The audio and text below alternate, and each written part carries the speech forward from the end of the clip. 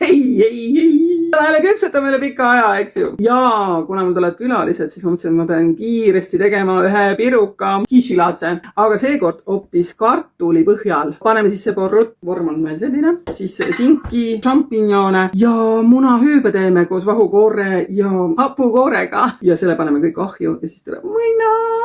Šampignonid ma viilutasin ära, need ma praen ära. Porru läheb pannile ja praeme natukene läbi. Peale selle läheb ka veel sink siia sisse. Lihtsalt lõigad kuubikuks. Ennem kui kartuli paneme siia põhjaks, määrime vormi kokku võiga. Kui on jahtunud kartul, siis on natuke raskem teda siia vormi saada, aga kui teil on näiteks värske keedetud kartul või kartulipudru, siis on kerge panna teda niimoodi vormi, hetkel näpuga või siis klaasiga või siis lusikaga suruda alla, lihtsalt äärtesse ja tema jääb meil siis koorikuks. Riivisin juustu, ma panen natukene juustu siia alla ja nüüd ma viskan siia peale selle segu, mis ma praadisin. Panin siia maitseaineid ka loomulikult. Tuleb niisugune tummine pirukas. Hüübe jaoks. Paneme siis muna, vähemalt 3 tükki. Peksame natukene laiali.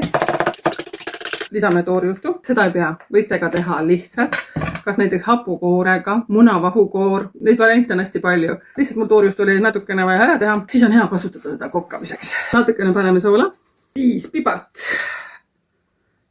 Kuminid ka, te teate, mulle meeldib see kumin. Sipakene, siis ta tõstab need maitsed mõnusalt esile. Ja tüümian muidugi sobib need asjad ikka väga hästi kokku. Ja lisame vahukoorega. Segame hästi läbi. Kui sa julged, sa võid näpuga proovida ka.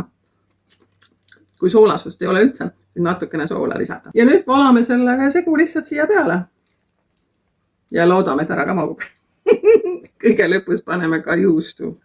Muideks till sobib ka siia väga hästi sisse, aga muidugi ma unustasin. Ja nüüd ta läheb ahju kuskil 180 kraadi juurde, pöördõhk on alati hea ja 45 minutit või niimoodi. Vaatad, kas on pruun pealt või ei ole nagu? No selline ta veel ongi.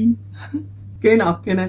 Ennem söömist tahab natukene jahtuda. Ma teen nüüd salati siia kõrvale ja siis me läheme naistega nautima. Head isu teile ka!